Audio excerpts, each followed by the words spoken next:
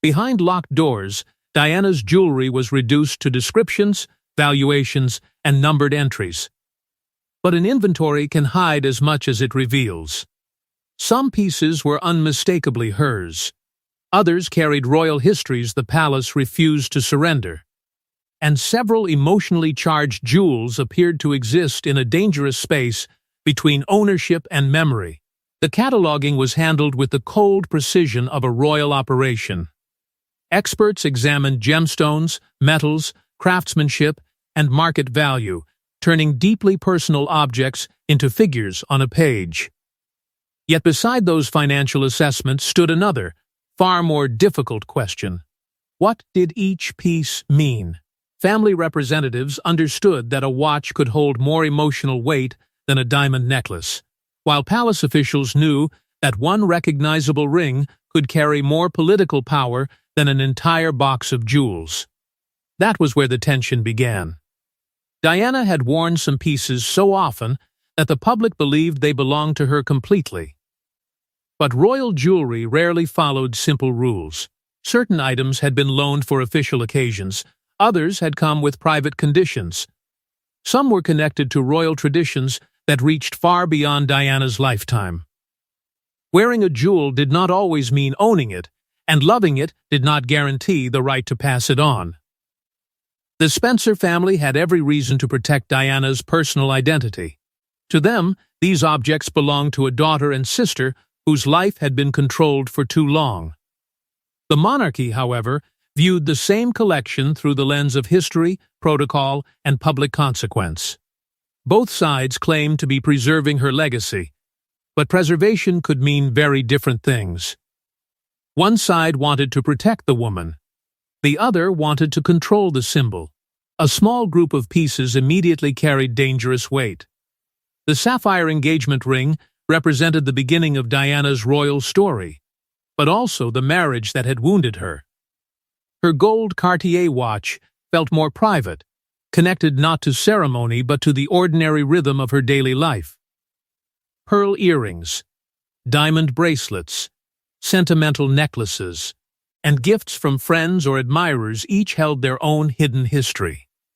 Palace advisors understood the risk. If Diana's most famous jewels were later worn by the women William and Harry married, they would not appear as simple accessories. They could become statements. A bracelet might suggest approval. A ring might revive old betrayals. A necklace associated with Diana's independence could quietly challenge the version of her story the palace preferred to preserve. Many lesser-known pieces could be stored or divided without public debate. But a handful were treated almost like documents capable of rewriting history. William and Harry were not merely inheriting wealth. They were inheriting several versions of the same mother: Diana the princess, Diana the rebel, Diana the private parent, and Diana the woman struggling to reclaim herself. Reports would later suggest that the brothers were drawn toward very different reminders of her. One appeared to choose a jewel tied to Diana's royal life. The other was said to prefer an object connected to her everyday presence. Those early preferences seemed deeply personal and almost innocent. But years later, they would sit at the center of one of the most debated exchanges in modern royal memory. Once the legal boundaries had been drawn, the jewels stopped being entries on a list and became emotional choices, and the first choice would reveal how differently William and Harry remembered their mother.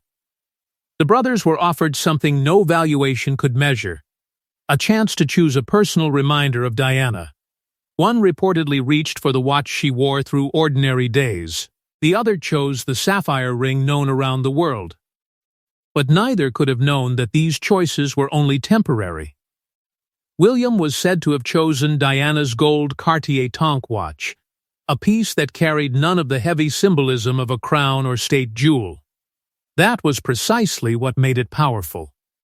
The watch belonged to the quieter version of Diana, the mother who moved through private hours, kept appointments, comforted her sons, and lived beyond the ceremonies that had defined her public image. It marked time, but for William, it may also have held the memory of time already lost. Its value was not in gold. Its value was in closeness. Harry reportedly chose the sapphire and diamond engagement ring. Unlike the watch, it was impossible to separate from Diana's royal story. It had once represented the beginning of a fairy tale, a young woman entering the monarchy under the gaze of the entire world. But that promise had darkened. The marriage collapsed, the palace closed ranks, and the ring became tied not only to romance, but to loneliness, betrayal, and survival. Why would Harry choose an object carrying so much pain? Perhaps because it was unmistakably hers. The sapphire was recognized everywhere. It could not be hidden in a drawer and forgotten. It could not be absorbed quietly into palace history. To hold the ring was to hold something the public still connected directly to Diana, something too famous to erase and too emotional to control completely. Yet these choices did not divide the entire collection. They were not the final legal settlement, nor were they equal piles placed before two grieving boys. They were sentimental selections, two objects chosen from a much larger inheritance because each spoke to a different memory of their mother. And somewhere within that early exchange, a private understanding may have begun to form. Diana's most iconic jewel, the ring that had introduced her to the world, might one day belong with the woman destined to become queen. At the time, such a promise could have felt simple, even generous. Neither brother knew whom he would marry. Neither understood how sharply their lives would divide. And neither could foresee that their future wives would be compared through every gesture, every headline, and every jewel they wore. Years later, when William prepared to propose, the ring would pass from Harry's possession into William's hands. The watch, meanwhile, would take an unexpected path into Harry's family story. What appeared to be a childhood choice would become part of a much larger exchange involving love, duty, rivalry, and royal image. The inheritance had never been settled in one moment. It unfolded through legal ownership, personal memory, brotherly agreements, and later decisions about which women would carry Diana's legacy into public life. But the ring and watch were only the beginning, because behind those famous choices lay the real structure of the inheritance, and the answer was far more complicated than a simple 50-50 division. Diana's jewelry was never divided by placing every piece into two equal piles. The truth was more deliberate. William and Harry inherited her personal estate together, but the jewels were separated through legal ownership, sentimental selection, family custody, and private exchange, creating a division based on meaning rather than mathematical equality. At the heart of the arrangement was a simple principle: the value of Diana's personal estate belonged equally to both sons. But equality on paper did not mean that every bracelet, necklace, ring, and pair of earrings was carefully matched by price and handed over in identical portions. Some objects carried enormous financial value, others held memories no expert could calculate. The real division had to balance law, emotion, royal custom, and the future lives of two brothers whose destinies were already moving in different directions.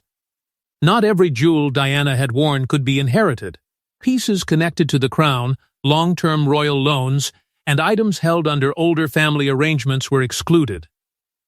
However closely the public associated them with Diana, they belonged to royal collections or private custodians and had to be returned.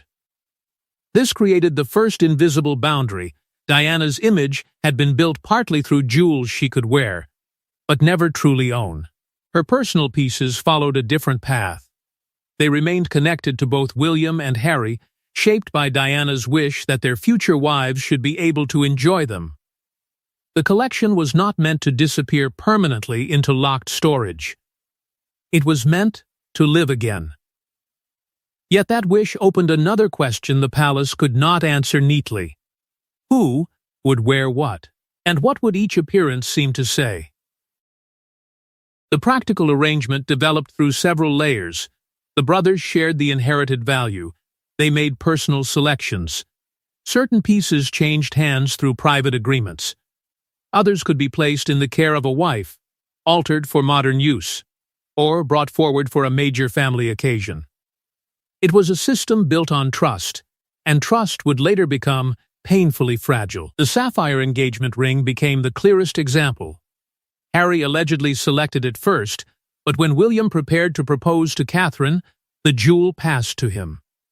That exchange was not simply about ownership. It carried Diana's most famous symbol into the future line of the monarchy. William's reported choice, the gold Cartier watch, remained tied to his private memory of his mother. Yet years later, another Cartier watch would enter Meghan's story as a gift from Harry, creating an unexpected echo between the brothers' families. Catherine's repeated access to Diana's jewelry did not prove that William had permanently received every piece she wore. Some items could remain within a wider family inheritance while being entrusted to her or adapted for important occasions. The same was true for Meghan. Her jewels could come from Harry's portion, from personal gifts, or from arrangements allowing certain pieces to move between memory and public life. But visibility changed everything. As the wife of the future king, Catherine appeared at more formal royal events. Diana's jewels on her body were photographed, recorded, and folded into official history.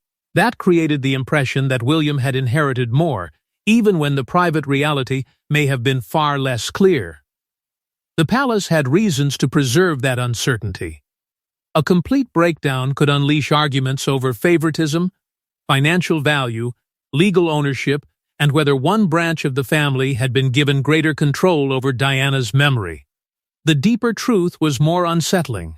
The jewels were legally shared, emotionally chosen, quietly exchanged, politically managed, and slowly placed into the lives of two women who would experience the monarchy in radically different ways. The division may have been designed to preserve brotherhood, but the moment Diana's sapphire ring appeared on Catherine's hand, a private agreement became a public symbol, and the balance between the brothers began to change. When William placed Diana's sapphire ring on Catherine's finger, the palace called it a tribute. But the jewel carried a darker history, a marriage that had begun with hope and ended in public pain. Now it was being used to bless the monarchy's future, while Harry watched from a different path. The proposal changed the meaning of the ring in a single moment. Until then, it had remained one of Diana's most personal and painful possessions, tied to the beginning of a marriage the world once celebrated as a fairy tale. Now, it was being drawn back into the heart of the monarchy. It no longer belonged only to memory. It had become part of the future crown. For William, the choice was deeply emotional. Diana could not be present to witness his engagement, his wedding, or the family he hoped to build. Giving Catherine the ring allowed him to place his mother inside that moment. It was his way of refusing to let absence become erasure. Through one jewel, Diana was being invited into a future she had been denied. But the ring also reached William through an alleged act of loyalty from Harry. He was said to have surrendered the piece so it could be used by the brother destined to become king. At the time, the gesture may have felt natural. The wounds between them had not yet hardened into rival households, public accusations, and years of suspicion. It was a brotherly exchange made before the monarchy forced their lives onto sharply different roads. That is what made the ring so powerful. It carried opposite meanings at once. It spoke of love, but also betrayal. It represented royal destiny, yet it had once marked Diana's suffering. The public saw beauty and continuity. Diana had lived the loneliness behind both. Catherine's acceptance helped transform the jewel. She wore it calmly, without rejecting its history or appearing overwhelmed by it. In doing so, she allowed the palace to present the ring as a symbol of healing. A relic from a broken royal marriage was now attached to stability, duty, and the promise of a more controlled future. The institution understood the value of that transformation. The ring was instantly recognizable. By returning it to the direct line of succession, the monarchy could fold Diana's popularity into its next generation while softening the pain connected to her past. Yet, the emotional balance between the brothers was changing. William had a fixed destination. He was the heir, moving toward the throne with a wife increasingly shaped for queenship. Harry remained the spare, important but without control, expected to serve the system while knowing it would never belong to him in the same way. The transfer may once have seemed fair. Later, as their relationship deteriorated, it carried heavier meaning. Their wives came to represent opposing royal futures, and the ring stood at the center of one of them. Then Meghan arrived, and a new question could no longer be avoided. Which pieces of Diana would Harry choose for the woman he believed might understand her struggle? His answer would not come through one universally recognized symbol.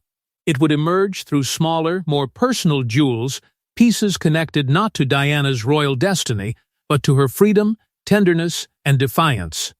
While Catherine received the jewel that linked Diana to the crown's future, Harry began shaping a different inheritance for Meghan, one built not around royal destiny, but around the woman Diana had been beyond palace control.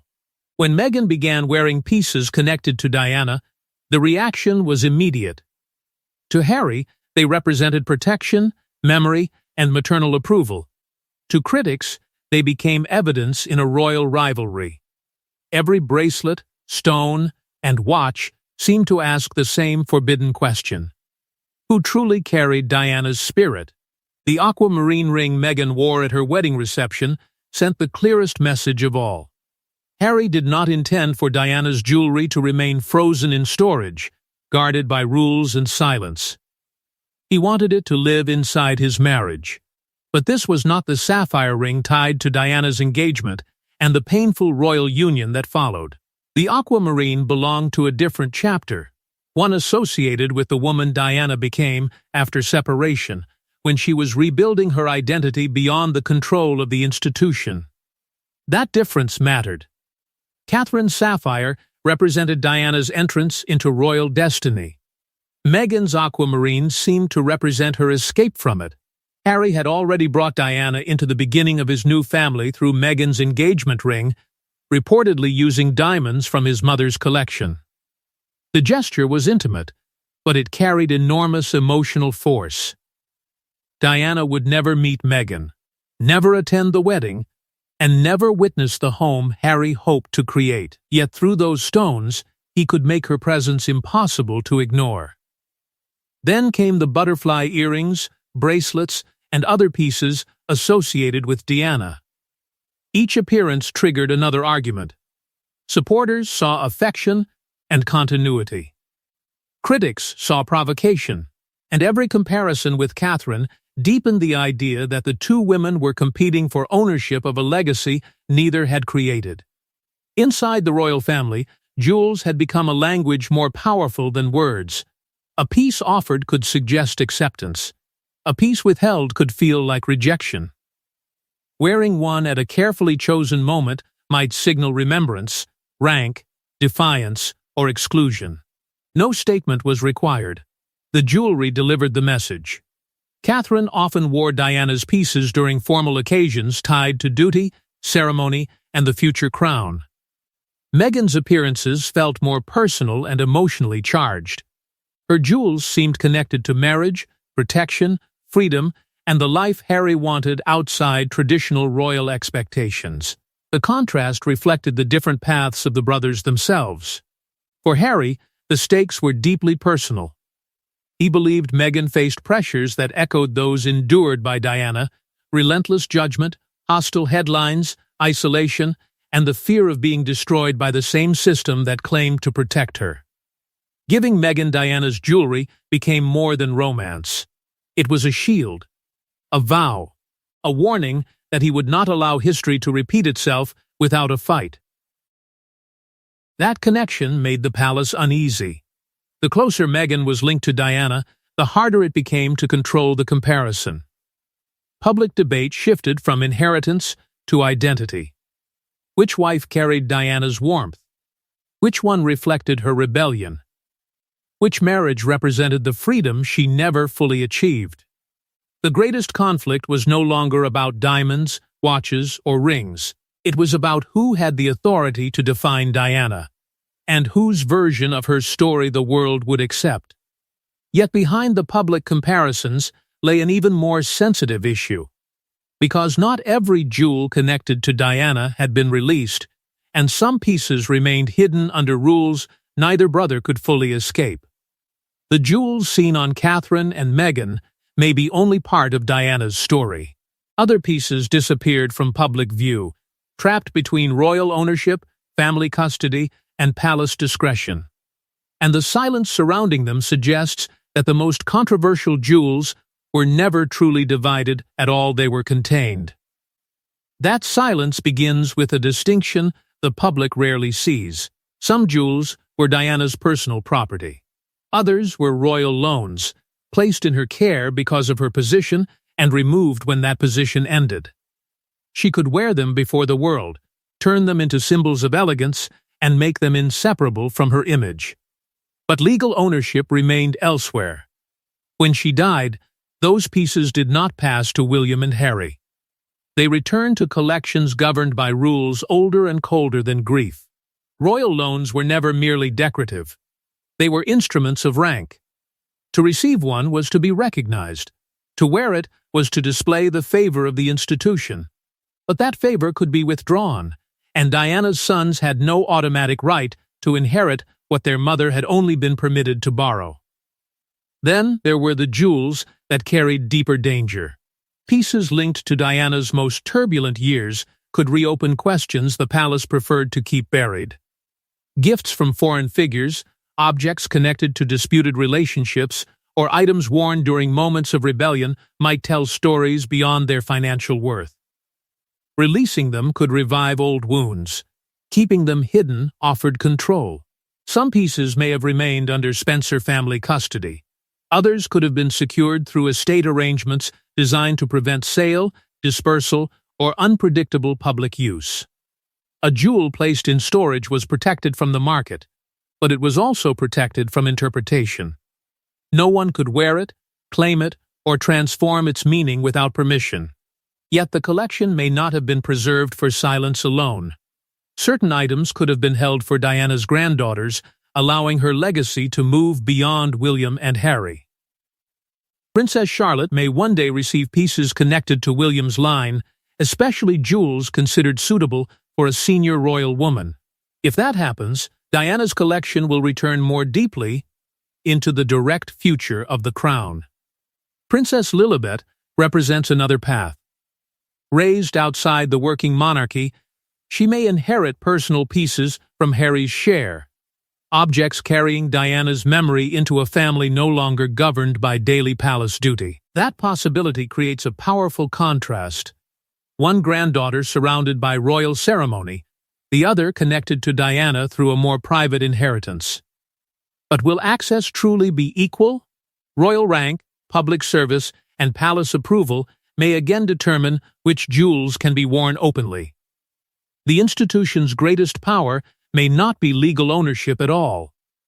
It may be visibility. A jewel locked away slowly disappears from public memory. A piece worn repeatedly becomes part of official history, shaping how Diana is remembered and which branch of her family appears closest to her. For William and Harry, that control carries an emotional cost.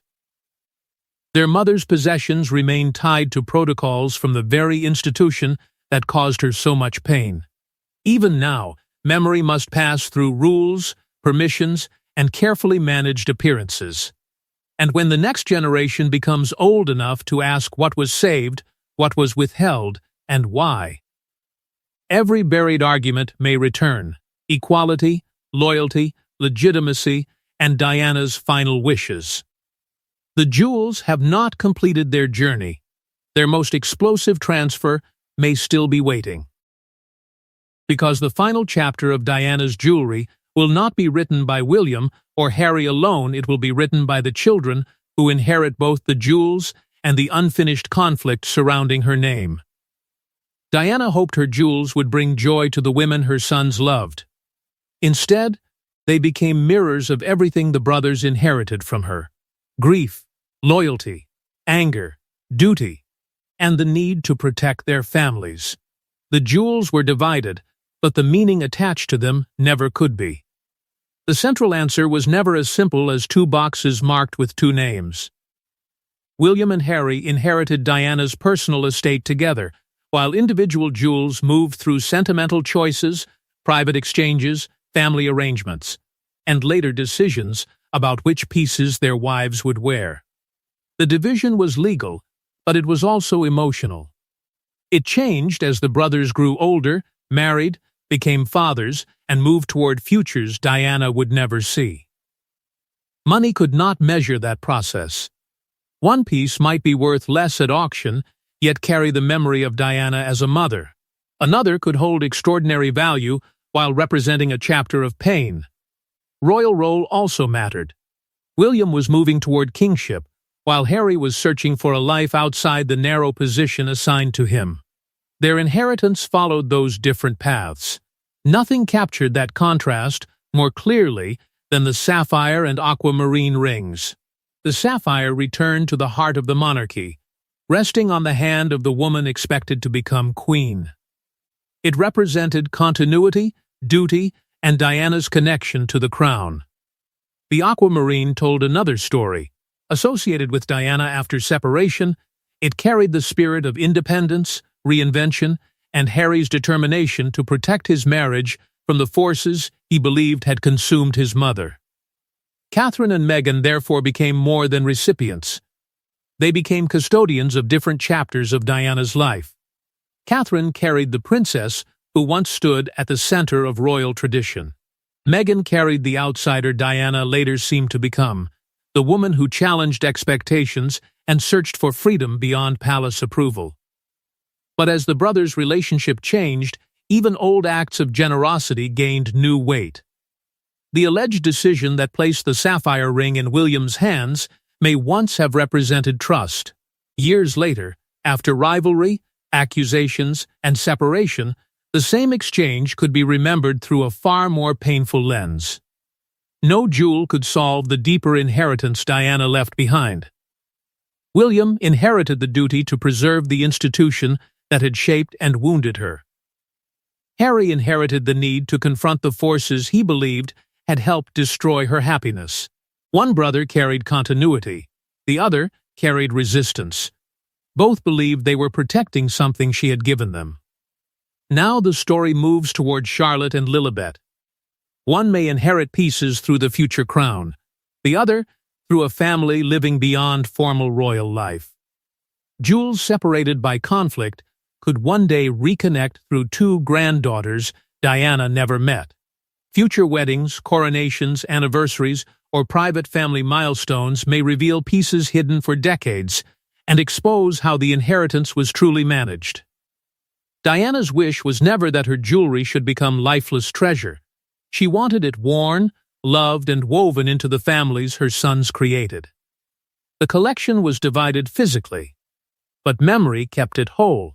Every ring, watch, bracelet, and pair of earrings still carries the power to bring Diana back, and to remind William and Harry of everything they inherited together, everything they lost, and everything they can no longer share. And until Diana's last hidden jewel passes into the hands of the next generation, the true story of her inheritance will remain exactly where royal secrets survive longest, between what the palace reveals, what the brothers remember, and what the vaults still refuse to surrender.